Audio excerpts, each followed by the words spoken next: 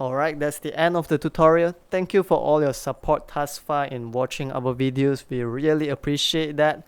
If our work has been helpful to you, please help us by liking it, sharing it, commenting, or subscribing to our channel.